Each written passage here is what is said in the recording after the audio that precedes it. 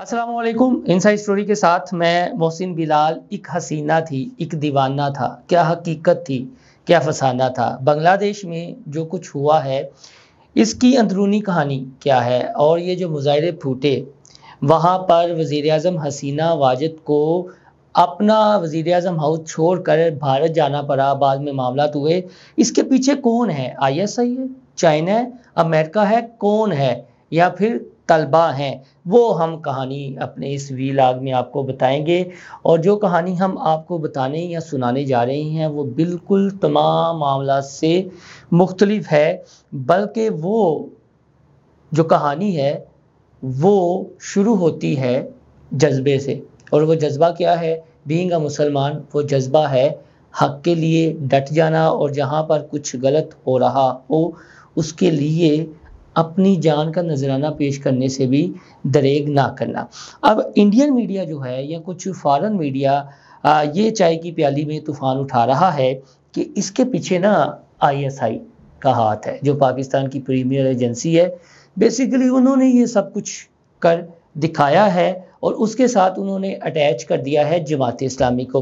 और जब जमात इस्लामी का नाम आता है तो उसके साथ जमात इस्लामी की एक ज़ैली तलबा तंजीम है जमीयत, उसका नाम आता है। और जब जमीयत का नाम आता है तो बांग्लादेश में एक छात्रा शबर नाम की तंजीम है जिसे इस्लामी जमीयत तलबा का विंग कंसीडर किया जाता है, उसका नाम आता है। और जितना मीडिया है इंडियन ख़ास तौर पर वो ये प्रोपोगंडा कर रहा है कि इसके पीछे उस बैंड तलबा ऑर्गेनाइजेशन का हाथ है, जबकि जमात इस्लामी बांग्लादेश पर भी उन्होंने बैन लगा दिया था। ये जो तंजीम है ये है क्या, इसका स्ट्रक्चर समझना बहुत ज़रूरी है। मैं बाद में आपको इसकी एक दो वेबसाइट्स भी बता दूंगा, उसका लिंक भी अपने इस वीलॉग पर मैं शेयर कर दूंगा कि आखिर अब मरोड़ क्यों उठ रहे हैं, और क्या वैसी ही कहानी है जैसी इंडियन मीडिया बढ़ा चढ़ा कर पेश कर रहा है और पाकिस्तान की एजेंसी पर ये इल्ज़ाम लगा रहा है कि इसके पीछे ये दीवाने हैं, ये फरजाने हैं, जबकि कहानी इससे बिल्कुल मुख्तलिफ है। तो मामला कुछ यूँ है कि ये जो तलबा तंजीम बताई जा रही है जिसे ICSB बांग्लादेश में कहा जाता है, इसकी बुनियाद फरवरी 1977 में पड़ी थी बांग्लादेश में। उसके बाद 1996 में इस पर शदीद किस्म का क्रैकडाउन किया गया था। आप इसकी वेबसाइट पर अगर जाएं तो इसकी वेबसाइट पर आपको 26 जुलाई 2024 की आखिरी एक प्रेस रिलीज मिलेगी। और किसी भी तलबा तंजीम की ये आप वेल ऑर्गेनाइज्ड वेबसाइट समझ सकते हैं, और इनका पर्पस उस पर बिल्कुल वाज़े अल्फाज में लिखा हुआ है कि इस तलबा तंजीम का असल में मकसद है क्या। मैंने बड़ी कोशिश की कि ये जो छात्रा शब्द लफ्ज़ है इसका बंगाली में क्या मीनिंग है, इंग्लिश में क्या मीनिंग है, उर्दू में क्या मायनी है इसका, तो मैंने बड़ा अपना ज़हन खपाया। तो मुझे बाद में जो समझ आई वो ये आई कि ये जो छात्रा अम्ब्रेला छतरी, कि जब बारिश हो रही हो या धूप हो तो आपके डर को सर को ढांप लेती है या आपको साया फराहम करती है।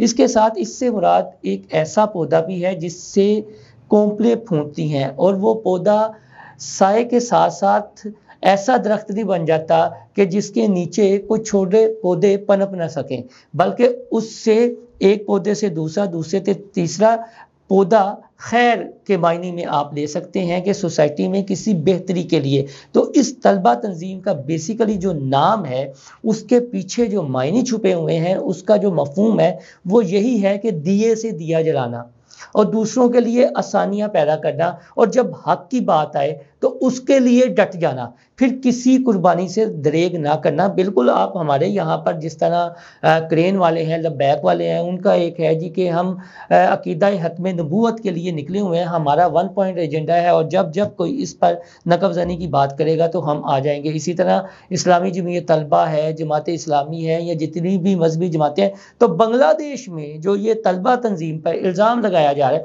और अब ये कहा जा रहा है जी कि ये जो तलबा तंजीम है ना ये फॉरेन फंडिंग है, और इसे जो फंड करती है वो पाकिस्तान की इंटर सर्विसेज इंटेलिजेंस यानी ISI फंड करती है। और ये जितने मुजाहरे हुए, हसीना वाजद चूंकि प्रो भारत थी और भारत को सबक सिखा रहा था, ये 5 अगस्त वाला जो कश्मीर वाला मामला हुआ था और जो पाकिस्तान में भारत अपनी प्रॉक्सीज कर रहा है, चाहे बलोचिस्तान हो, KPK के कबायली इलाके हों, फिर जो उनका कुलभूषण यादव जसूस पकड़ा गया था वो हो, तो आपके सामने तो ISI ने भी ये सबक सिखाया इनको। और इस तलबा तंजीम को वो बताया ये जा रहा है कि पिछले 15-20 साल से फंड कर रहे हैं और बांग्लादेश की इंटेलिजेंस को ये पता नहीं चला, जबकि इंडियन मीडिया और इंडिया की जो जासूसी के अदारे हैं, ख़ासतौर पर राय, वो ये रिपोर्ट कर रहे हैं। और जंग अखबार और दीगर इंग्लिश वेबसाइट्स पर ये खबरें भी छपी हैं कि ISI या चाइना इसके पीछे है। वो हसीना वाजद की जो हुकूमत है, हसीना वाजद साहिबा की जो हुकूमत है, उसे डिस्टेबलाइज करना चाहते थे। इसलिए उन्होंने फिर इस तलबा तंजीम का सहारा लिया, क्योंकि सबसे पहले तलबा जो हैं वो इसके ख़िलाफ़ ये जो सप्रेस किया गया था या इंसानी हकूक़ की वायलेशन वहाँ पर की जा रही थी, तो तलबा ने ये मुज़ाहरा शुरू किए थे और ढाका यूनिवर्सिटी से ये मामला सारा शुरू हुआ था। अगर हम ये जो छात्रा शबर की तारीख है, इनका 5 नकाती एजेंडा, ये आप इनकी वेबसाइट पे जाएंगे तो आपको बड़ी तफसील के साथ इनका जो एजेंडा है वो मिल जाएगा। लेकिन जब इनकी वेबसाइट मैंने खंगाली तो जो पहले इनका मोटिव था वो इन्होंने अपनी हिस्ट्री के बारे में बताया था। तो ये चीज़ भी आपके साथ शेयर करना लाजमी है ताकि आज की नौजवान नस्ल को हक़ाइक़ का पता चल सके कि बांग्लादेश में हुआ क्या है और इसके पीछे बेसिक मुहर्रक क्या है। बाकी जितने मुंह उतनी बातें हैं। तो जो इनकी वेबसाइट पर डिटेल है वो हमें कुछ यूँ मिलती है कि having been initiated on the 6th day of February यानी 6 फरवरी 1977 on the premises of central mosque of university of Dhaka.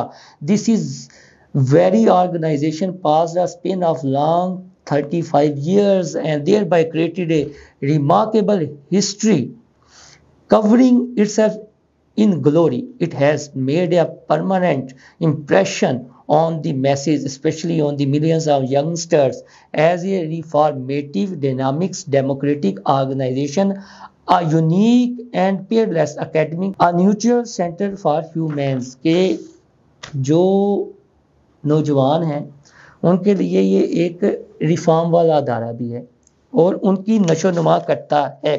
तो इसके जो एजेंडा है वो भी मैं आपको पढ़ देता हूँ। ये जो तलबा तंजीम है वो ये है कि दावत, सबसे पहले इस तलबा तंजीम जब बनाई गई 1977 में तो फर्स्ट मोटिव जो था वो दावत था अल्लाह की तरफ बुलाना, यानी अल्लाह रब्बुल इज़्ज़त की रहबानियत की जानिब बुलाना, तलबा तक इस्लाम का पैगाम पहुंचाना और उन्हें इल्म हासिल करने की तरगीब देना और इनमें इस्लाम पर मुकम्मल अमल करने की ज़िम्मेदारी का एहसास पैदा करना।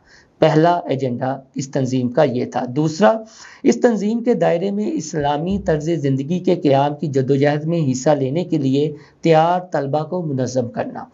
तरबियत तीसरा है जी, तंजीम के तहत जम होने वाले तलबा में इस्लामी मालूमात फ़राहम करने के लिए मुनासिब इक़दामात करना ताकि वो बाकिरदार जाहिलियत के चैलेंजों का मुकाबला करने के लिए काबिल हों और इस तरह इस्लाम की बरतरी साबित कर सकें। चौथा, इस्लामी तालीम की तहरीक और तलबा के मसाइल के हल के लिए मौजूदा निज़ाम तालीम को इस्लामी इक़दार की बुनियाद पर बदलने के लिए जद्दोजहद करना ताकि मिसाली शहरी तैयार हों और तलबा के हकीकी मसाइल के हल के लिए क़यादत को बढ़ाया जा सके। पाँचवा, इस्लामी मुआशरती निज़ाम का क़याम, इंसानियत को हर किस्म के मुआशी इस्तेहसाल, सियासी जबर और सकाफ़ती ग़ुलामी से निजात दिलाने के लिए इस्लामी मुआशरती तंजीम के क़याम के लिए कोशिश करना। अब एक और सवाल पैदा होता है, ये तो था इनका मकसद और सारा मकसद आप समझ गए हैं कि इस्लाम की सरबुलंदी, अल्लाह ताला की रब्बानियत, उसके सिवा कोई नहीं है। और फिर जहाँ जहाँ जबर हो रहा है वहाँ वहाँ एक हौसला, वहाँ वहाँ मोटिवेशन पैदा करना। तो अब सवाल ये पैदा होता है, इससे फंड कौन करता है इस तंजीम को, इतनी बड़ी तंजीम को और मुनज़्ज़म ऑर्गेनाइजेशन को, इतनी वेबसाइट है, इतने लोग ये मुतहरिक हैं, तो फंड कौन करता है, यानी पैसा कहाँ से आता है। तो पैसे को बुनियाद बनाकर ये सारा एक प्रोपेगेंडा किया जा रहा है जी कि इसे शायद चाइना ने फंड कर दिया या फिर ISI ने फंड कर दिया और 1977 से इसे फंड हो रहा है। ये फंड हो रहा है तो इस वजह से ये इनके एजेंडे पर वहाँ पर काम कर रहे हैं, जबकि इसकी बुनियाद थी जो ढाका यूनिवर्सिटी की मस्जिद थी वहाँ पर रखी गई थी। और ये जो तलबा तंजीम है ना, इसकी और भी ब्रांचें हैं मुख्तलिफ यूनिवर्सिटीज़ में, जिसमें university of Chittagong, Rajshahi university, STU west, UET, DUET medical college नुमाया हैं। तो वो यहीं से फ़ंड भी हासिल करते हैं और जो इनके एजेंडे में शामिल है उसमें एक पॉइंट ये भी है कि शबर के अरकान जो बहुत से तलीमी अदारों के इलाकों के तालिबे इल्म हैं, तवक्को की जाती है कि वो बैतुल माल यानी पार्टी फ़ंड के नाम पर माहाना चंदा देंगे। वो फ़ंड के लिए हॉस्टल में सहूलियात भी किराए पर देते रहे हैं। तो ये अगर जमात इस्लामी की जो ज़ैली तंजीम है, जमीयत है, अगर उसका भी आप स्ट्रक्चर देखें तो उनके जो साबिक नाज़मीन अरकान या रफ़ीक रह चुके होते हैं वो फिर महाना या सलाना उसे कहते हैं हानत देना, वो देते हैं। तो बिल्कुल इसी तरह ये 1977 में कायम हुई और जो स्टूडेंट इससे वाबस्ता रहे, जिन्होंने मुख्तलिफ शोबा ज़िंदगी में नुमायाँ कारकर्दगी सर अंजाम दी, अगर जहाँ तक माली मामलात का ताल्लुक है तो वो लोग इसकी हानत करते हैं, वो लोग पार्टी फ़ंड देते हैं जिससे ये तंजीम चलती है। तो जब ये वहाँ पर मुजाहरे शुरू हुए थे तो तब आप इस तलबा तंजीम की वेबसाइट पर जाएं तो आपको बड़ी कम्प्रीहेंसिव और तफसीला प्रेस रिलीज़ मिल जाएंगी। और आखिरी जो प्रेस रिलीज़ जारी हुई थी वो 26 जुलाई की थी, जब ये कहा गया था कि ये जो कुछ हो रहा है इसके पीछे ये है। तो इन्होंने बिल्कुल हुकूमत के इस प्रोपेगेंडे को मुस्तरद किया था। जो इसकी हेडलाइन थी वो ये थी, government is running false propaganda involving Chhatra Shibir to avoid responsibility for genocide, यानी उन्होंने इसकी तरदीद कर दी थी। अब ये जो हंगामे फूटे और मुख्तलिफ मकामात पर तशद्दुद के वाक़यात हुए तो तब ये कहा गया जी कि जो हसीना वाजिद के वालिद थे, जो बानी थे बांग्लादेश के शेख मुजीबुर रहमान, उनके पुतले जलाए गए। तो फिर ये कहा गया कि शायद जो इस्लामी बुनियाद परस्त है ना वो वहाँ पर एक्टिव हो गए हैं और जो मुख्तलिफ मज़ाहिब हैं उनकी जो इबादत गाहें हैं, जिस तरह मंदिर है, ये चीज़ें हैं, तो वो जलाओ गिराव शुरू हो गया है।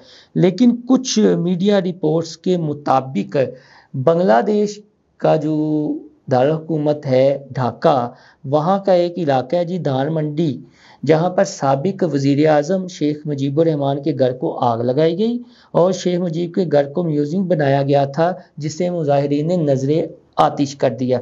इसके साथ साथ फिर ये प्रोपेगेंडा इंडियन मीडिया पर किया गया या मुख्तलिफ वेबसाइट्स पर कि वहाँ पर जी जलाओ गिराव हो गया है और जो अक़लीतें हैं ना, ख़ास तौर पर हिंदू, वो भी महफूज नहीं है। लेकिन मैं अपनी बात को वाइंड अप करते हुए ये आपको हकीकत कुछ सामने रखूँगा। जो कुछ रिपोर्ट्स हमने निकाली हैं उसके मुताबिक तो ये है कि अक़लीती बरादरी की इबादत गाहों की हिफाजत यही इस्लामी जमीयत के तलबा कर रहे हैं। मीडिया रिपोर्ट्स के मुताबिक इस्लामी छात्रा शबर के मकामी रहनुमा मुल्क भर की तरह नाजीपुर में भी हिंदू मंदिरों और जायदादों की हिफाजत कर रहे हैं और वहाँ पर अपने अपने जो उन्होंने रज़ाकार हैं वो तैनात कर दिए हैं ताकि अक़लीती बरादरी की जो आबादत गाहें हैं वो महफूज रहें। तो ये अब तक की टोटल कहानी मैंने बताई है। और जो शुरू में कहा था कि एक हसीना थी, एक दीवाना था, क्या हकीकत थी, क्या फसाना था, चाइना, ISI और अब ये तलबा तंजीम। लेकिन जो इस सारी चीज़ के पीछे है वो एक जज्बा है और वो जज्बा यही है जो बीइंग अ मुसलमान हम सब में है कि हक़ के लिए डट जाओ, जहाँ पर ज़्यादती जुल्म हो रहा है खड़े हो जाओ। और ये जो तलबा तंजीम के 5 मकसद मैंने आपको बताए हैं, इस मकसद में तो फिर यही है कि पौधे लगाएं, शमा से शमा जलाएं। अब पाकिस्तान में जाते जाते आखिरी बात जो ये कहा जा रहा है कि पाकिस्तान के हालात भी बांग्लादेश जैसे हो जाएंगे, ख़ासतौर पर इमरान खान साहब की जो स्टेटमेंट है कि बांग्लादेश में जो कुछ हुआ इसके पीछे बड़ी वजह जुल्म, अब भी वक्त है फैसलों पर नज़रसानी की जाए चीज़ें और बांग्लादेशी। लेकिन वहाँ तो 1977 से ये सब कुछ हो रहा था। वहाँ पर तो ये जो तलबा तंजीम बनी थी ये कभी बैन हो जाती थी, कभी खुल जाती थी, कभी बैन हो जाती थी, कभी खुल जाती थी, लेकिन ये एक मकसद के तहत लगे हुए थे। ये किसी आमर के आलाकार नहीं बने थे, ये वहाँ की इस्टेब्लिशमेंट के आलाकार नहीं बने थे। बस ये नुक्ता सोचने वाला है, और जब ये नुक्ता समझ आ जाएगा ना तो यहाँ पर भी हकीकी मायनों में इनकलाब भी आ सकता है और शमा से शमा भी जल सकती है। तो ये कहानी थोड़ी सी मैंने बयान करने की कोशिश की है। आपको उम्मीद है कि ये व्लॉग मेरा पसंद आएगा, आया तो अपना फीडबैक लाजमी दीजिएगा और इसे अपने दोस्तों के साथ ज़्यादा से ज़्यादा शेयर कीजिएगा। अल्लाह हाफिज़।